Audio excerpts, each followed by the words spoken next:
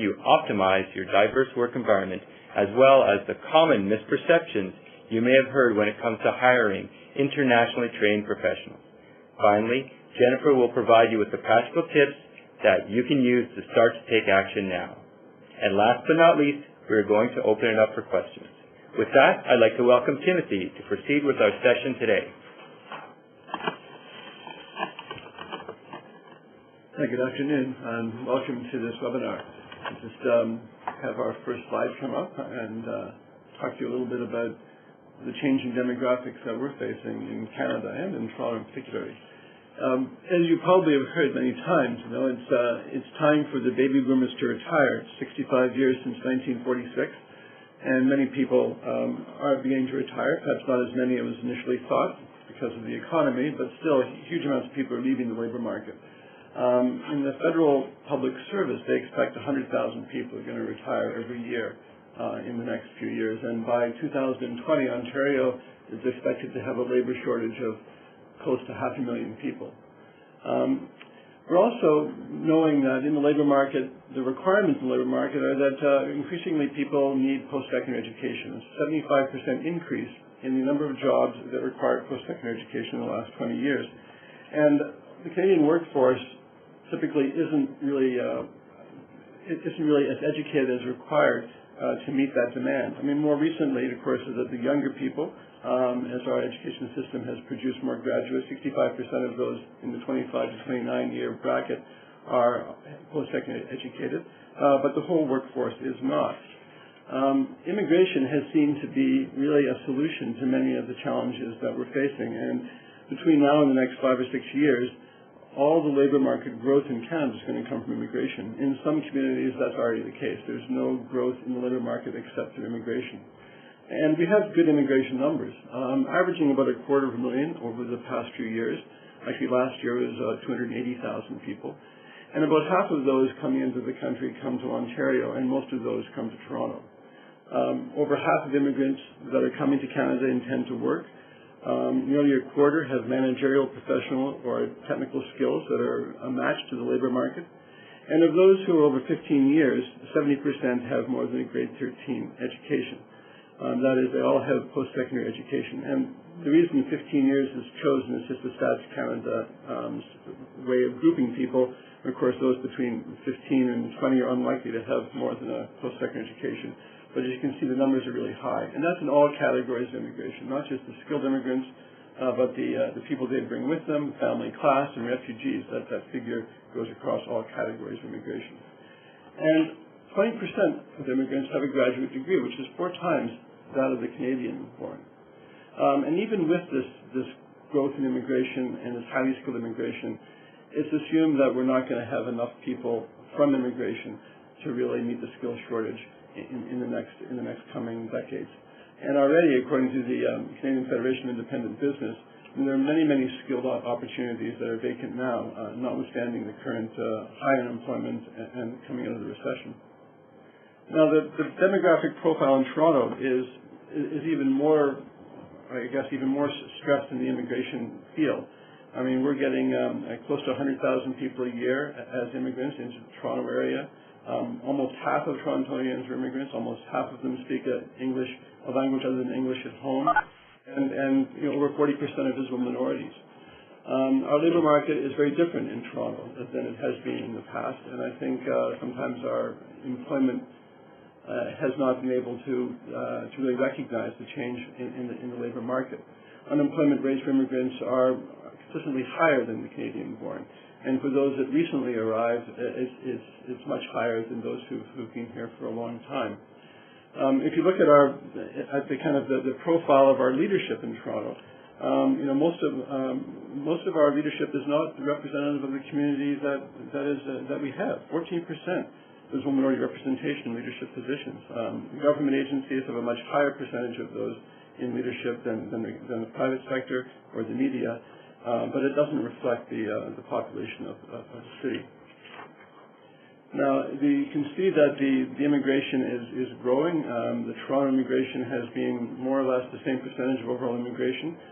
More immigration is going to the smaller communities across the country now, as it really is a plan of the government to keep to keep immigration not focused in the Toronto, Montreal, and Vancouver level areas, but across the whole country. That's been successful. I think if you look at the education level of immigrants, you'll see that it's rising. That yellow band there is of bachelor's degrees.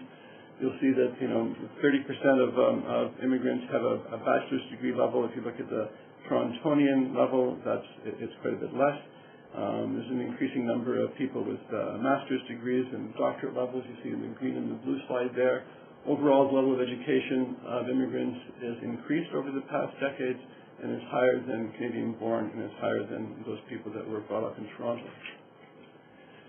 As I said before, this hasn't translated into good employment. If you see on the left-hand side of the chart there, the Canadian-born unemployment rates have been, around 4%. I think in Toronto in this last month, the June figures, unemployment in Toronto was 5.8% amongst Canadian-born. And for immigrants, it was closer to 9%. So those figures haven't changed much. If you look at the chart on the right-hand side, of the bars on the right-hand side, you'll see that immigrants that have been around for a long time have unemployment rates of 12-13%, and those that, on average, I think across the whole immigration field, you see about 8% unemployment, and that's about the same now, even though these figures on this chart here were from the 2006 census. Now, when we've talked to businesses, we find that there are great challenges that businesses express in terms of hiring newcomers. Most of them, interestingly in Ontario, have very little experience in hiring immigrants. So they're really faced with an unfamiliar labor market that they're trying to make selections from in their hiring. They have concerns about the credentials that people bring with them, the language and communication skills that immigrants possess, and whether their previous work experience really relates to the requirements in the Canadian workforce. They basically see all hiring as a risky proposition, and hiring people who are from backgrounds they don't understand is a higher risk. So they're less likely to take a risk in a hiring decision. They say that I think when we talked to them, we found that the discount of foreign credentials is almost half. In other words, for those people that have a credential, they're willing to give it a little bit of credit, but not full credit. And when it comes to the work experience, they're probably not going to give it any credit at all. So they're treating recent arrivals with lower education than they would normally be granted if they had equivalency, and as if they've just come out of university and have no work experience. Now, companies that are hiring who are larger companies with sophisticated HR systems, they've made the transition and they've been able to really understand and take steps to increase the hiring of immigrants. But small, medium-sized enterprises still have quite a lot of difficulty in understanding the best ways to hire from this diverse workforce. And while they may believe that diversity is important, they don't really have plans in place to make that happen. Now, immigrants as well don't really think they're going to get value for their credentials. And only 2/3 of them say that they've actually had them assessed so that they could use those to be able to get into the workforce. And as a result, we find that only 1/3 of them are really working in their field, in the fields that they graduated from. And they typically will accept a survival job. And if they remain out of their profession for too long, they're probably not going to be able to get back into their profession. In fact, we've heard that 1 in 6 educated male immigrants leave Canada within a year because they're not getting recognition for their qualifications, and they'll find that the opportunities to work back home, and China and India, which are the 2 countries that have some of the highest immigration to Canada, offer some pretty good opportunities for skilled people in their own economies. So non-recognition of the credentials that people bring with them is one of the major factors in downward mobility for people when they come to Canada. They're more than twice as likely as Canadians to be underemployed. And surveys have showed, or studies have shown, that the cost to the economy in Canada could be between $2 and $5 billion a year for lack of productivity and lack of opportunity. So for companies to be able to take advantage of the opportunities that people are providing for them, they have to understand that the labor market and the customer market has changed. The clients, the suppliers, and strategic partners are increasingly global and multicultural. Skilled immigrants can really help a lot of companies access that global market because they bring international experience, they bring linguistic skills, and they bring the cultural skills that will help companies do business with the world. I think it's almost a given now that diverse perspectives are going to enhance the creativity and innovation within companies. Diversity in leadership attracts and retains the best talent, according to a recent study by Ryerson University's Diversity Center. Canada is seen by many companies as an ideal place to do business because they can attract new immigrants. Microsoft opened a satellite campus in British Columbia because they were able to better access talent in Canada than they could in the U.S. So many of the big companies see Canada and our immigration programs as an advantage, and yet some of the companies in Canada are not really taking full advantage of this opportunity. Immigrants have told us that having credentials recognized has made the biggest difference in getting a job. And if employers understand the value of their credentials, they're more likely to hire them. And employers have told us the same thing. And yet they have a disconnect here between the opportunities that people think are available to them and the connections that employers are making with those opportunities. So when we've talked to employers, we've suggested, there are many ways that they can access the market if they haven't been able to. They can advertise in alternative media, not just the mainstream newspapers. They can build relationships with immigrant-serving organizations, ones like COSTI, Skills for Change, Access, MicroSkills, JVS. They can work with an organization like Career Edge that offers internship programs so they can try out a new immigrant in their workforce before committing to that individual.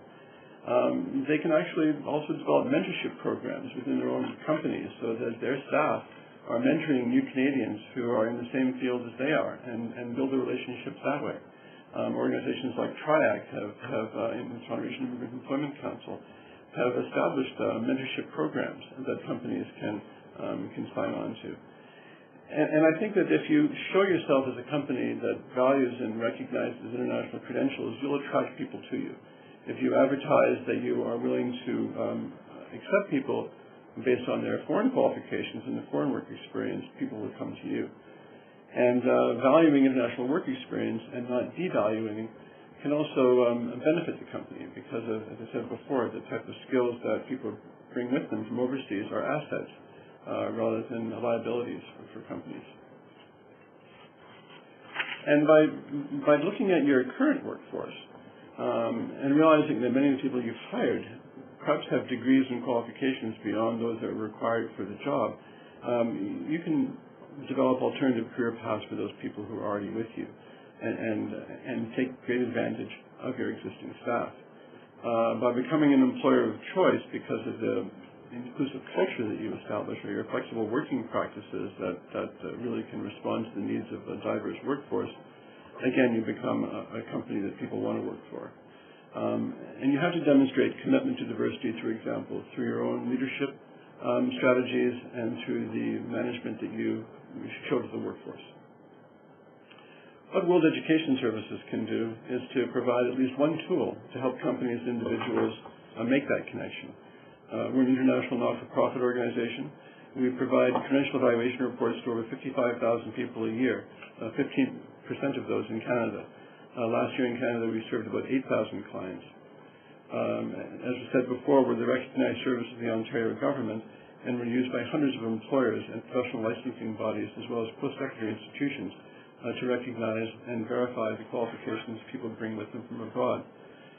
We base our work on having a database which has information on over 30,000 institutions around the world, 8,000 of them universities, and many more colleges and private vocational institutions. We have about 19,000 precedents for credentials, in other words, matching a credential from overseas to a Canadian credential. We see them again and again, and we're able to make authoritative and consistent results in our credential evaluations.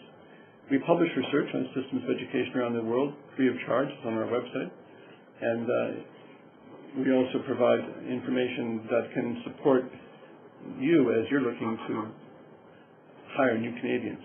I'll show you a website in a little bit, where you can see where you can find information on our website. But we have determined that the majority of credentials that are earned overseas are equivalent to Canadian credentials. This is more so in the specialized fields and technical fields, and it's more so at the graduate level than the undergraduate. But certainly 80% of the degrees that we would assess from overseas would be equivalent to Canadian degrees. If employers properly recognize international credentials, they're able to not just make use of people's skills more appropriately, but they can also pay them appropriately.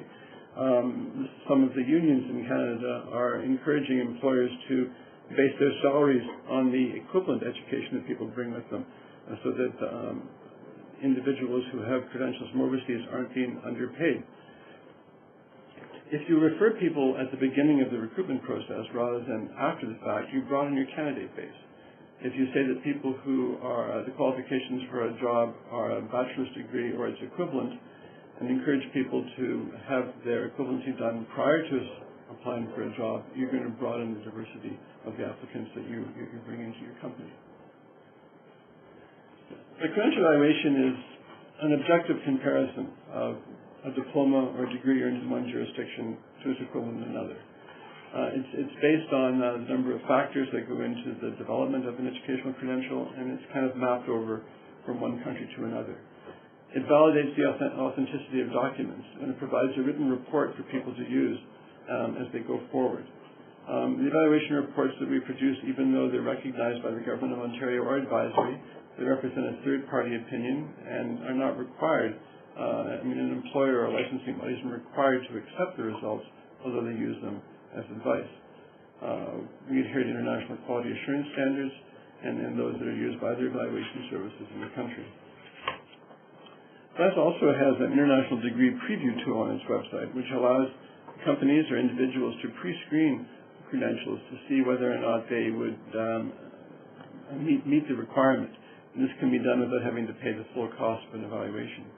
And the formal evaluation does provide a verification of all the documents that have been issued, as well as the equivalency. Reports can be sent directly to an employer from WES, as opposed to through the hands of an individual. And they're completed within about 7 days of getting all the documentation. That's our service standard, and we meet it within 95% of the time. The cost for our services can go anywhere from $15 to $240, depending on the level of service that you're looking for. And it can be $10 to $25 if you want to look at that degree preview before looking at the full evaluation. We have on our website, as I said before, free resources. There's a page there for employers to help provide information on understanding international credentials, as well as a description on that in that page of the key education facts in some of the major source countries for immigration to Canada. And some companies have decided to put a link on their website directly to WES. Here's one, CIBC, which says if you're a newcomer and you want to apply to CIBC, we recommend that you have your credentials assessed as part of that process. And as I said before, something like this on your website can really speak to individual applicants who are from outside of Canada and say that you're a company that really values diversity and is willing to give people credit for the education they bring with them. I'll leave it here for now and let Jennifer continue. Thanks, Timothy. I'd like to turn it over to Jennifer Lynn, and she's going to continue on with her part of the presentation. Thank you, Jeffrey. And also I'd like to thank the Board of Trade's leadership for establishing this Global Experience at Work webinar series. And I'd like to also acknowledge the participants online who have chosen to make today's dialogue their priority. I look forward to the discussion. Some of you and your organizations are recognized as pioneers or pace setters in this work of optimizing the incredible value that internationally qualified professionals and diverse talent offer. Some of you will be the next generation of pace setters. This country, and its people need both. And I invite you as leaders, influencers, and enablers to ask yourselves, what is my diversity and inclusion stretch goal that will optimize our business performance? A stretch goal is warranted given the scope of untapped possibilities and opportunities that global and diverse talent in Canada represent. So let's begin with the landscape. There is a burning platform that is challenging our country today.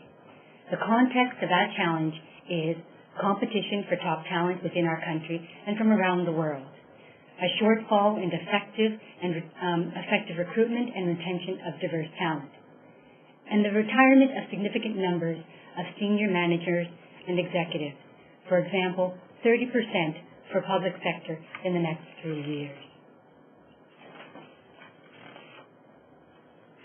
Add to that, research findings and statistics continue to show persistently the brain waste, particularly of internationally qualified professionals, visible minorities, and Aboriginal people, and the lack of diverse leadership in particular with visible minorities in senior management, the CEO suite, and on the boards of all sectors. When you drill down, though, and look at the leadership numbers, the real picture is even worse.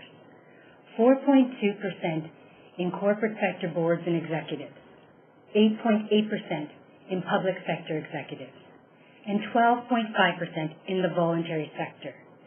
This stagnation has been existing for a 3 consecutive year period in which this research has been undertaken, and it warrants attention.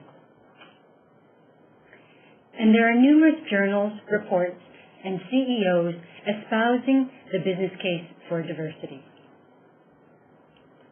Productivity, innovation, prosperity,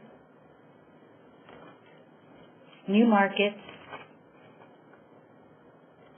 best talent, and it has been proven that effective integration of diversity in the workplace does result in higher net profits and greater return on equity.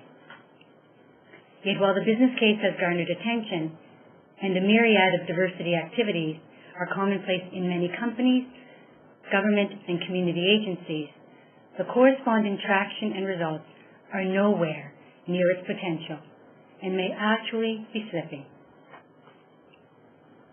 You can go to the next slide. Thank you. And the next one after that. Thank you. To optimize global talent requires an ongoing commitment, and I emphasize ongoing, an ongoing commitment to making fundamental investments for success. It is recognized that for larger or corporations, making these investments may be easier given their resources and infrastructure. Yet small and medium enterprises can equally realize proportionate success, and many have. It is important to just take the first step. Set a vision for talent, diversity, and inclusion and integration. Be strategic and have a well-thought-out plan. This is not a process to be done in a vacuum, but one that should engage all stakeholders. Commit to the resources, money, and people. Commitment requires champions. Yes, absolutely at the top, but also at every level of the organization. Remember that great ideas don't just come from the top. Give the time to evolve the organization and ultimately embed the principles and practices into the DNA of the organization. And set targets that clearly demonstrate the scope of your commitment and that inspire buy-in. Build the capacity not only of the organization, but also the capacity of your talent. This is an iterative process that garners the best results when done in lockstep. A diverse workforce cannot excel in the absence of an inclusive workplace that offers culturally competent and a nimble environment for deep roots to grow. Collaboration is critical to the outcomes and impact that meet not only individual organizational needs, but the needs of your sector or industry as a whole. In doing so, the Canadian economy as a whole stands to benefit. Looking at perceptions. In the consultations that DAI has conducted and in our experience, there are recurring themes around recruitment, onboarding, and retention of the underrepresented talent groups. Let's touch on some of those realities and myths and employer aha moments, both from large corporations as well as SMEs. Can't find the talent. Make no mistake, the talent is there, and the issue is usually twofold. The organization, sector, or industry is not on their radar, meaning not relevant, not reflective, not in a relationship with the desired talent. The organization doesn't have the mechanism or practices to attract and keep talent, and doesn't have the important strength in outreaching and networking. To give you an example, a technology consulting firm in Mississauga has 2/3 of its staff immigrants, and their executive boasts representation from several countries, including India, Taiwan, and the UK. Looking at risk, there's a false sense of risk that is inherent somehow in hiring someone who's quote-unquote different from the norm, be it in place of birth, appearance, country in which they were educated, language of comfort, faith, background, culture, and the list goes on. But to the contrary, as the example above showed, let me also quote the CEO of one of the country's largest employers in the private sector on their position on global talent. As a leader, one needs to take chances on people. In my experience, you are rarely disappointed. A diversity of perspectives is an asset, and there are credentialing organizations and agencies who are great at providing that support. Extra effort, yes, may sometimes be required. What there may be, though, is extra effort to do what has not always been done the same way that you've been doing it, with onboarding, with recruitment, or retention. Yet that extra effort often opens doors and minds to new possibilities and better outcomes. As the CEO of yet another large private sector employer said, the extra effort has given us significant returns in equity as well as in staff morale. Soft skills gap. This is a popular challenge that we hear time and time again. Yes, strong communication, language, interpersonal, and presentation skills are critical. Yet we need to ask when soft skills is perhaps code for our own unease with how things have always been done and the unwillingness to let go of the familiar and go towards the unfamiliar. For example, why is one person's accent more acceptable than another person's accent? In terms of Canadian experience, albeit, is good to have, but many companies have had success in employing individuals who don't have Canadian experience, but more importantly, have the global experience that has now enabled their companies to grow beyond our borders and into the international markets. In particular, one medium-sized company is now a billion-dollar company, having had the benefit of 90% of its employees being immigrants. There is no lack of aha moments that afford the opportunity for each of you to realize and optimize the benefits of diverse talent and internationally qualified professionals. In terms of moving on to practical steps, it has been said that the task of leaders is not to try and make perfect plans. The task is to create organizations that are sufficiently flexible and versatile that they can take our imperfect plans and make them work in execution. So it's important for you to build a roadmap. And for those of you who have been at this for a while, constantly refine and refresh your thinking, your approaches, and your relationships. There is no quick fix, no single fix. Start at the beginning. Be strategic, be tactical. Time and time again, we see employers place an ad or outreach to diverse talent, yet are totally unprepared to provide effective barrier-free hiring or culturally inclusive onboarding. Value diversity by actions more so than words. It goes beyond knowing the business case, but being resolute in all aspects of execution. And see your diverse talent as equal partners and engage them as such in key decision-making roles and front-facing to customers and stakeholders. It takes real team effort where everyone buys in, not just because it's part of a performance review, but because the organization has created a culture whereby each individual does experience, personally and firsthand, the value diversity brings. Communicate, communicate, and communicate again, regularly to all of your audiences, clients, shareholders, suppliers, staff, boards, peers, maybe even your competitors. Share and compare your learnings and insights. It's also important to utilize professional expertise. Internationally qualified professionals and diverse talent are not a homogeneous group, but with significant diversity within their diversity.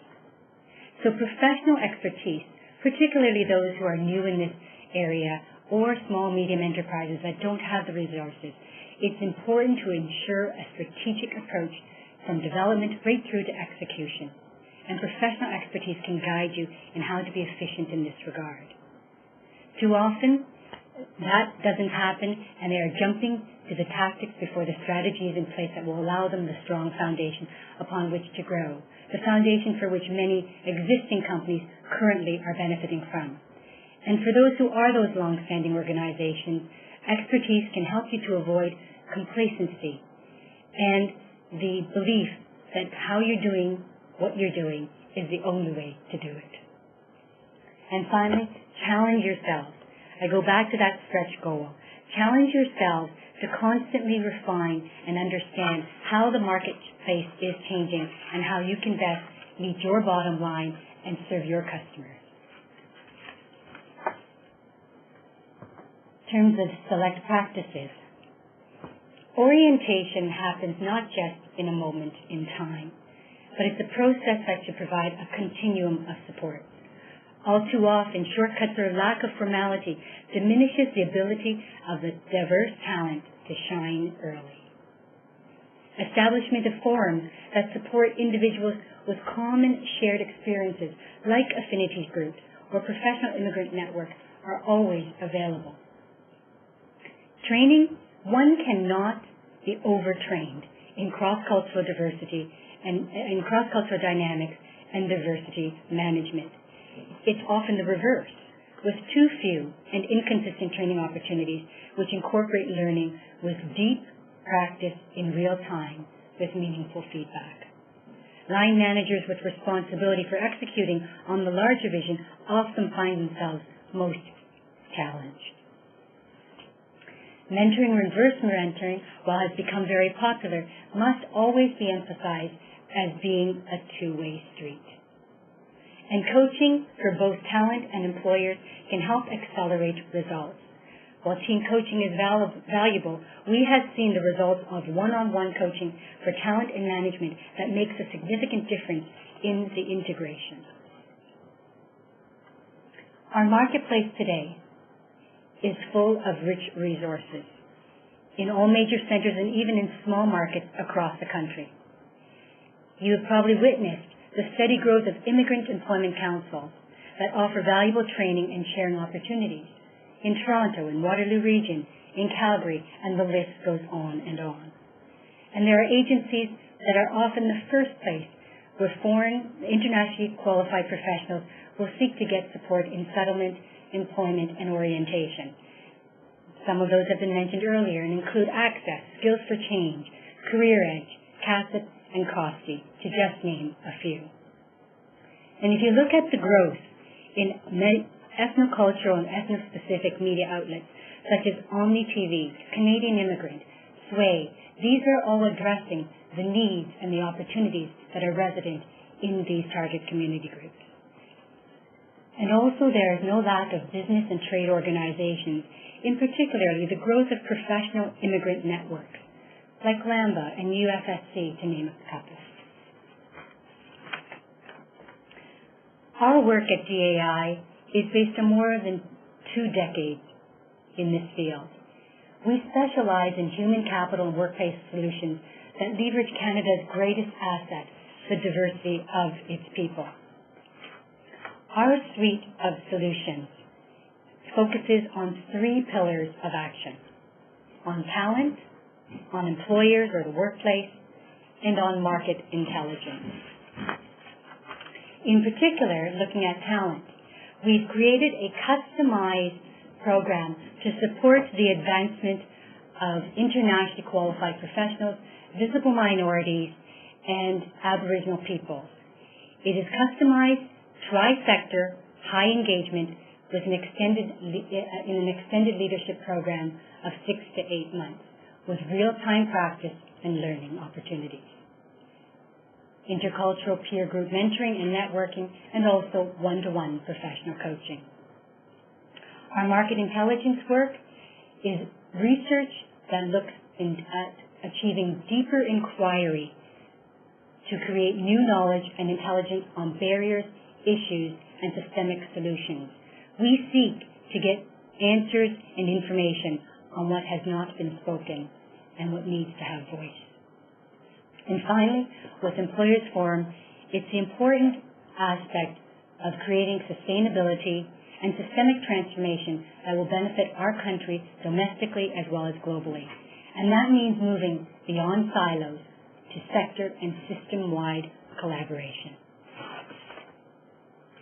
In closing, I'd like to say that never has there been a challenge so pressing as the one we have before us, but also never have the opportunities been so great. Let me leave you with the words of a great leader: be the change you want to see. Thank you. Thank you, Timothy and Jennifer, for sharing your insights with us today. Now we're going to open up our webinar to some questions. We'll now take questions via the QA panel on the right-hand side of your screen. If you have a question, please make sure you enter it in the QA panel and send it to all panelists. This way, we can queue up the questions as they come in. Now, please go ahead and start sending us your questions, and make sure you hit enter or send and send it to all panelists. We're going to just wait a while as our participants enter their questions, but I think we actually just have one during the presentation, so we're just going to start with that. And I think both Jennifer and Timothy, I think both of you can kind of speak to this. So our first question is from Tony, and he wants to ask whether your organization requires license for certified professionals.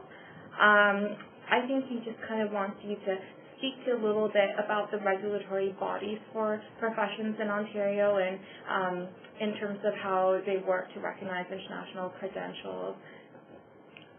Well, I think most of the regulated professions have been working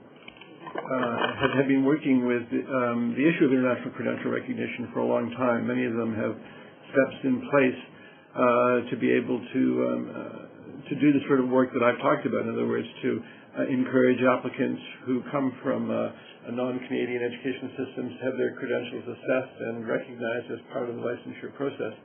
And I think when employers are hiring people who in occupations that require licensure, they trust that the regulator has done their homework in terms of ensuring that the education that the people bring with them have been properly validated and assessed for its Canadian equivalency.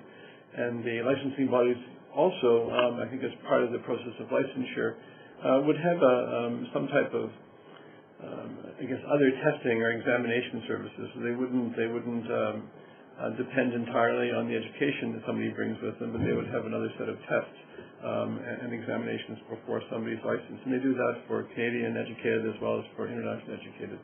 But I think employers rely on that if they're hiring people in those type of professions.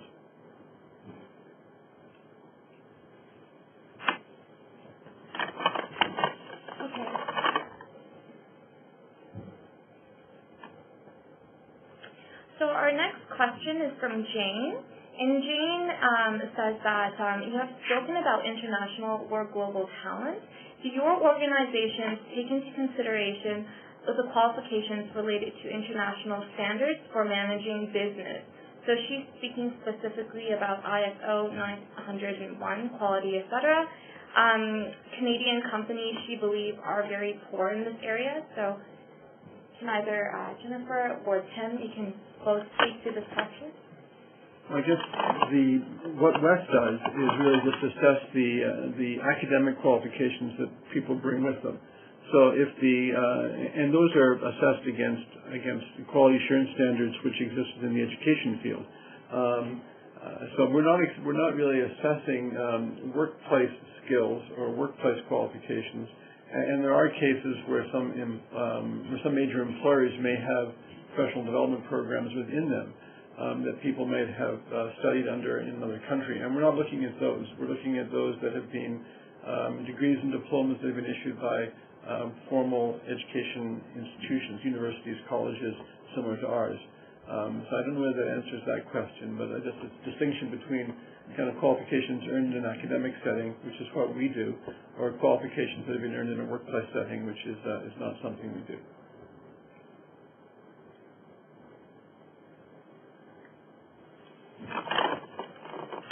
Okay. Our next question is from Yvonne. So Yvonne says that many immigrants do not think they have the soft skills or are knowledgeable about working in the Canadian job market. What services are available to help them with these areas?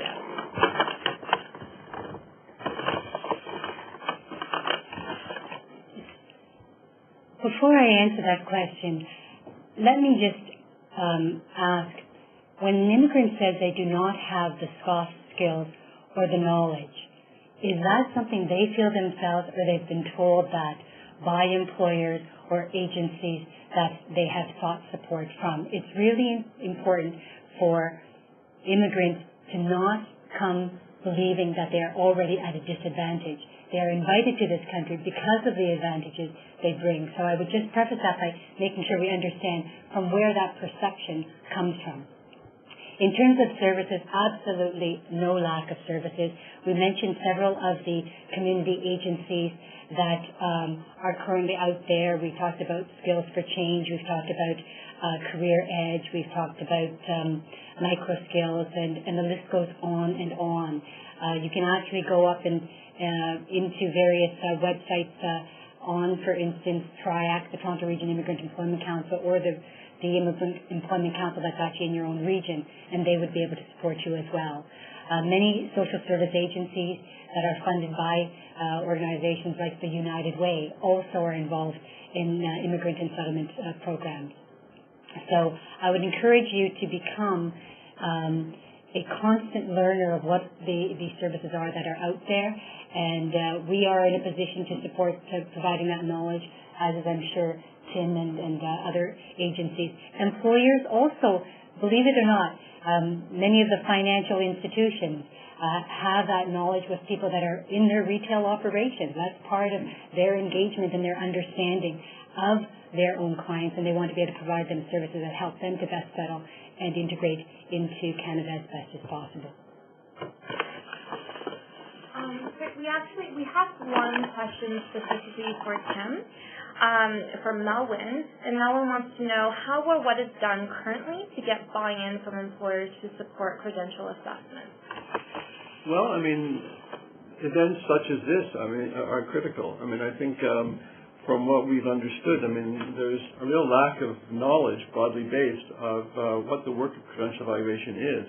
And I think part of the work that we've been doing for the last 10 years is to try to make our service known to employers, so that they can, if they see an evaluation report or a reference to a WES assessment, they'll understand what that means. I think we've gone to, I'd say, hundreds of events over the 10 years that are employer events, whether it was through the Board of Trade or Chamber of Commerce or HRP, HRP associations. It's a constant effort, I think, Owen, to get the message across in various ways and in partnership with many other organizations that the credentials that people bring with them from overseas should be valued. It's not something we can stop doing. I think it's something we have to continue to do as employers will start looking for new talent. They have to know where they can go to get assurance that the qualifications that people bring with them are legitimate and have the same value as Canadian ones. And so it's really public education. It's outreach and public education, and it's and building networks through sector councils and through associations like the Toronto Board of Trade. Okay, so we're going to take just one last question, and this question's from Asha. Maybe Jennifer, you can speak to this. So Asha says that a new immigrant needs a survival job in order to survive in a new country, but volunteering leads them to their actual profession. How do you suggest the best way to balance volunteering and maintaining a survival job to new immigrants? Also, how do they explore a job market during this period? Not an easy question to answer, and there's different ways to approach that process. But what's wonderful to hear is that you recognize in this country that we have a culture where we believe in volunteering and in getting engaged in our community beyond what we do in the workplace. If you're in a job that's a survival job, hopefully it is a job that's actually going to lead you to the quality job you are seeking to do. And so in your choosing to determine where you will spend your volunteer time, I would highly recommend that you look at something that's going to give you the skills, whether they be hard skills or soft skills, that enhance your ability to move from a survivor job that may not be your quality employment to a job that does utilize the skills for which you were recognized and invited into this country. In terms of volunteering and balancing the two, if you work in an organization where volunteering is actually part of the culture of the organization, that makes it very easy. And perhaps if you're not with an organization like that or are seeking to start with a new company, look for a company that does embed volunteerism and those kinds of opportunities to engage with the community as part of who they are and as part of opportunities they provide as a benefit to being one of their employees. How do you balance all that? That's a very subjective one and not one that I can answer. But the most important thing I would say is take the time to write down where it is you want to go and how to go about it. So as I spoke about how organizations must be strategic, individuals, internationally qualified professionals, you need to sit down and say, this is where I am, this is where I want to go, and maybe these are the top 3 things or 3 organizations I want to connect with in the immediate future.